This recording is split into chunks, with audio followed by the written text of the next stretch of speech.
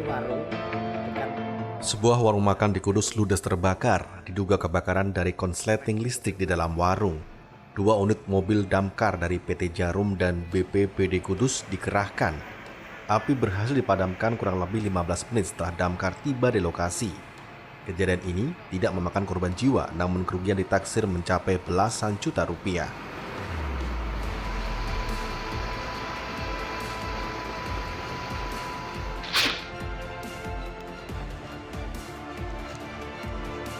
Sebuah pohon besar di Batang terbakar tanpa diketahui penyebabnya. Pohon dari jenis sengon laut yang terbakar tersebut pertama kali dipergoki warga Dusun Curang, Desa Karanganom saat sahur. Uniknya, posisi pohon yang terbakar tepat berada di tengah rongga batang dan terlihat menyala. Api bisa dipadamkan dengan alat seadanya.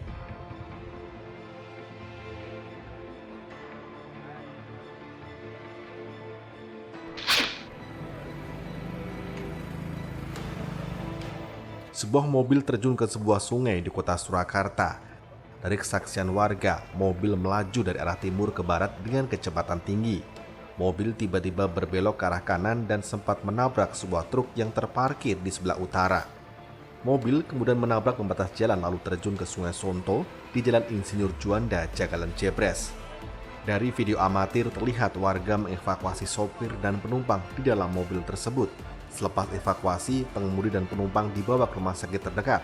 Diketahui satu orang meninggal dunia dalam kejadian ini.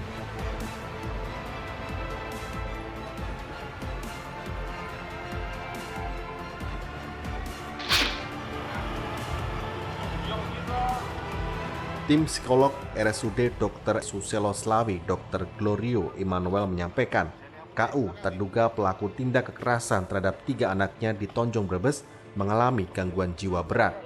Sementara Kapolres Brebes AKBP Faisal Febrianto menyampaikan, terkait kasus hukum yang menimpa KU, pihaknya akan berkoordinasi dengan kejaksaan dan pengadilan.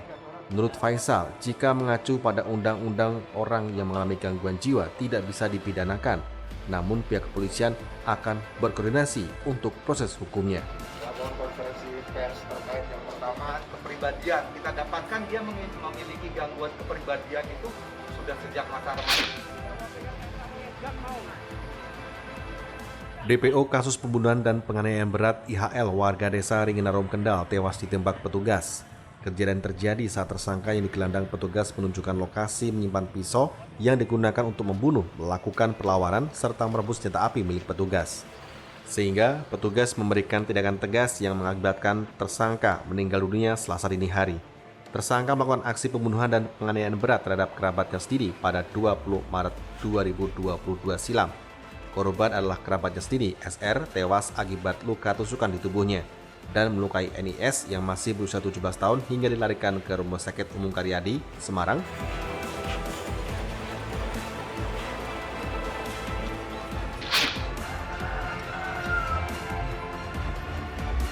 Seorang mantan kepala desa Bakalan Kecamatan Duku Seti, Pati, nekat melakukan pembacokan kepada mantan istrinya. Tak hanya kepada mantan istrinya, pelaku juga membacok mantan iparnya karena berusaha menghalangi upaya pembacokan tersebut. Aksi brutal mantan kadis ini diketahui dipicu oleh mantan istri yang menolak untuk diajak rujuk.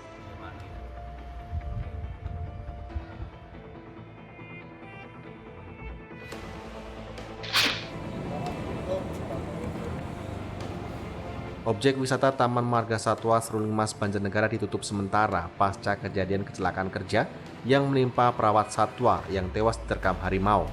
Polisi memasang garis polisi guna keperluan penyelidikan.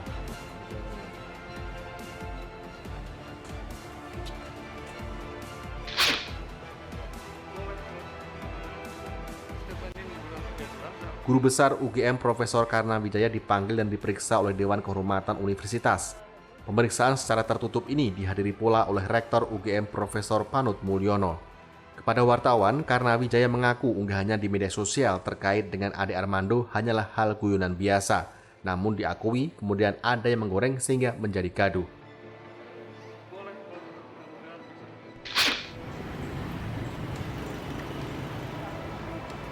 Petugas gabungan Dinas Perhubungan, Polres Demak, dan Polsek Meranggen menghentikan aktivitas penarikan retribusi parkir di Pasar Meranggen, Demak.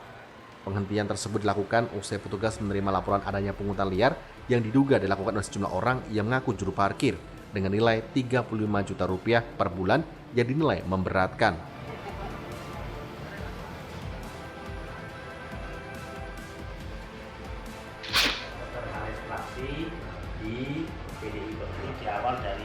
Belasan warga desa Telogorejo, Kecamatan Janganan Pati mengadu ke DPRD setempat terkait pengisian perangkat desa.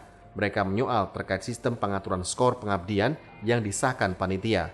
Padahal saat uji publik sudah disepakati dan dibuat perjanjian di atas materai. Selanjutnya, fraksi PDIP DPRD Pati akan mengusulkan pembentukan pansus dan penggunaan hak angket untuk menyikapi kasus ini.